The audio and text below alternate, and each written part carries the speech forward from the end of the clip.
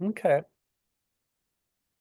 So what I was wondering today was there was some potentially big news. Do you pay attention to the news a little bit or not at all, or it varies? I pay attention to the news to the extent of the news that my dad tells me. I don't go into articles so much. About it, which is totally fine.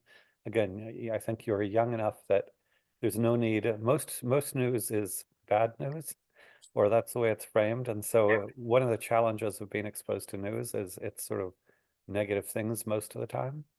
That said, are you aware what's the recent news you are aware of?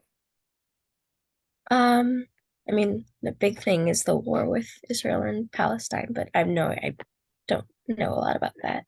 Got it. Yeah, that is a big thing for sure.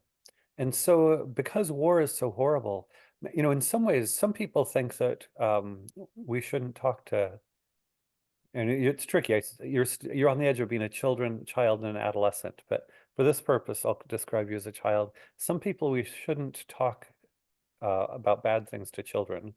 What's your take on that? Well, I think bad things depends. I think you should talk about life with children because if you expose them early, then it'll be normal. I mean, in war and then just life in general, it's like I or my parents are open with that kind of stuff about me.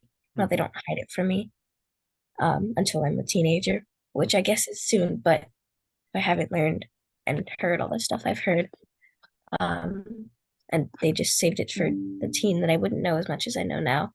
Hmm. And it would be weird for me to learn it, I think, just in my opinion, or later on. So I think it's good to expose them to, I guess, if we're talking about things like war and stuff. Hmm. Um, maybe don't get too graphic, but especially with the littler ones. But I think a bit of exposure is great. Got it.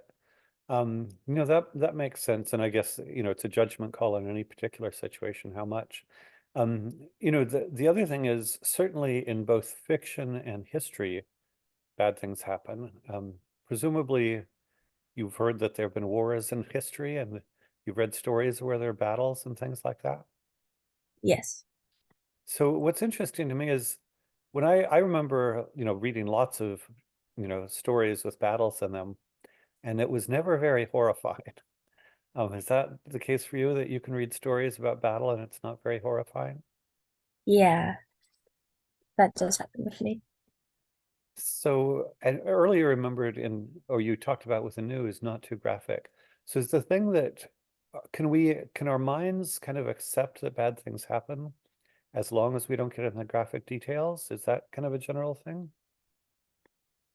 I mean, I think I could. I mean, me personally, I think I could accept that that happened, but I would have no recollection of actually being there, and I wouldn't know what it felt like. The other thing that comes to mind is I think it's entirely different if anything bad happens to someone we know. So it's, I think, one thing to read a story about long ago and far away, or history long ago and far away, or even war today that's right now but far away. Would you agree that it's different if bad things happen to somebody you know? Definitely. Yeah. Have you had any situations, and you don't need to be graphic or explicit, but have you had situations where kind of bad things happen to people you know? Um, Actually, there are a few cases. One of which I didn't know him too well. One of my friends, he got into a bad motorcycle accident. He's wrecked up. Um, my grandpa was in the hospital, but it's like not as, I guess, if another person were to read about my cases and then the Battle of Stalingrad or something, it's like, which one is heavier? I've never really experienced something like that. Okay, well, first, good for you. And of course, what's hopeful, I think, is when somebody's injured, if they have access to good modern, healthcare, then usually they're okay. And in these two cases, were both of those people okay? Yes. I think that makes a difference. If people are okay in the end, even if something bad that happens. Um, do you think that your parents kind of told you about the right amount of those bad things, or was it scary for you, or? No, I think they did a great job. I mean, I think, like we mentioned before, I could comprehend what happened, but not really have, or not really know what happened in the sense that I wasn't there. So I feel like telling it to someone who wasn't there won't etch a mark as much as someone who was there. So I Mhm, think, especially for me, um, more would, more was better than less because then I could really understand it. mhm.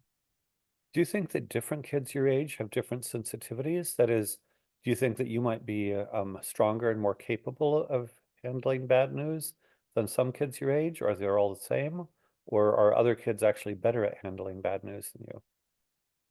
Well, they're, all kids aren't the same. How they react could depend on their maturity level, or Mhm, I don't know, maybe just how they're exposed to things like that. mhm, Um, I'm certain there are kids who are probably better at handling this kind of stuff than I am. Maybe I'm better than some other kids I know, and I don't know. mhm. I think it all depends. It does all depend. It is tricky. Some of this is tricky for schools, especially if you have kids at different age levels, because like in your electives, you might have some older kids, and I don't think our kids say anything, too shocking or difficult, but still, I think it makes sense to me that maybe a 16-year-old or a 20-year-old would talk about things differently than a 11-year-old. Does that make sense to you? Yeah, it does. Why would you say that is? Well, they're older. They've had more life experience. They might have learned about something that I haven't, extra knowledge. They might just be more knowledgeable in general in that area. Mhm. They've probably done more stuff in terms of life than me. Mhm. I mean, you know, things like that. So there's kind of a natural rate of getting used to, I'm going to put it in a strange way, getting used to bad things happening in the world. Is that the way we should think about it? I think so, or maybe getting more accustomed to it. Hmm. How about younger children? Do you think we should protect younger children from bad things? That is, would you, if you knew somebody got injured in your family, would you hide it from younger children, or would you tell the younger child? Well, I think that depends if I trust the younger child, and I think how younger the younger child is. I Mhm. probably wouldn't recount something bad happening to a 3-year-old. I doubt that 3-year-old would comprehend that very much, though. If it was like a 6 or 7-year-old that I trusted and knew, maybe my cousin or a friend that was almost as close as a cousin, Mhm. then maybe. I think it does depend on those things, though. So it sounds like I'm inferring that when you make these judgment calls, you don't, they need to be kind of cognitively able to understand. They need to kind of understand what happened. And I hear you saying that maybe a 3-year-old just can't understand what happened. The other thing is, and I'm also inferring this, is kind of an emotional suitability. You wouldn't want to uh, kind of shock a young child with negative things emotionally. Is that accurate? Yes. So if that's the case, then if an older person was thinking about what we should talk to an 11-year-old about or 12-year-old, we should wonder, can this person understand it? And is it an emotional shock for them? I think no matter the age, that might, those two, you might have to consider that. Um, Especially, if they haven't been exposed to that kind of stuff already. Like I know that some parents probably Hmm. don't expose their kids to a lot of stuff like that. Um, I think if I mean even if you're an 11-year-old and you have lived a life like that, and someone a lot older, is trying to decide.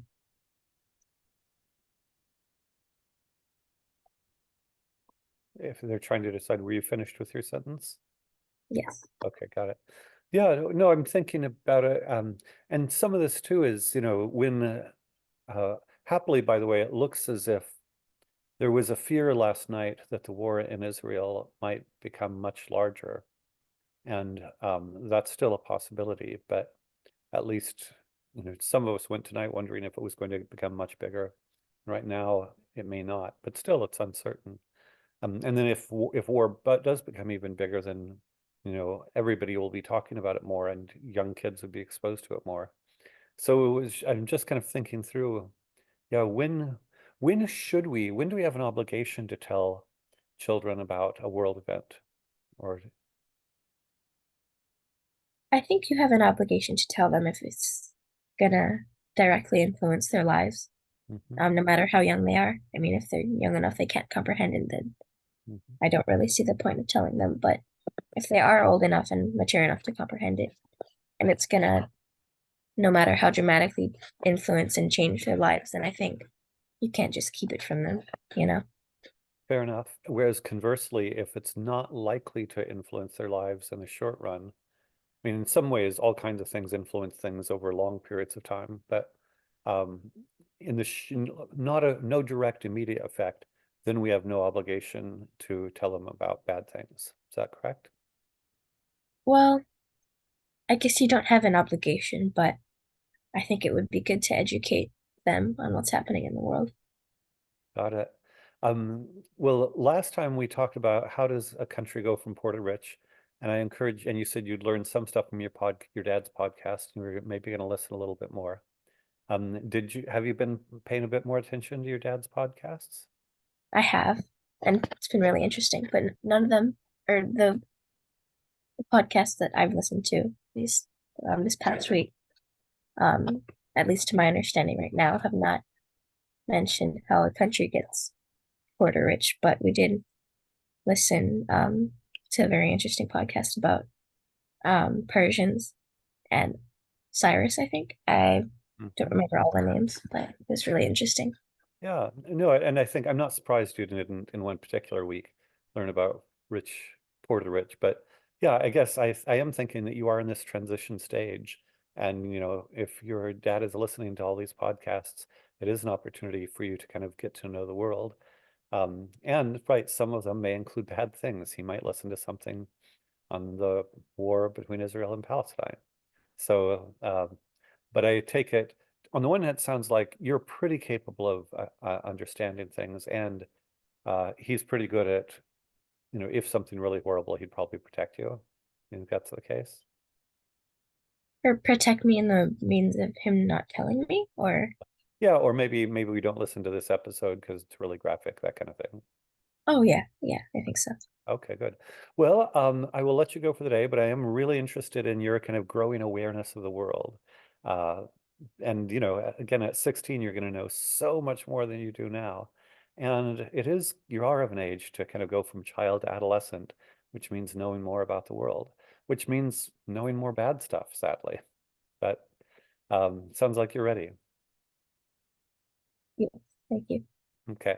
All right. Have a wonderful week, and we'll see you next week. All right, thank you. Welcome. Bye Bye. bye.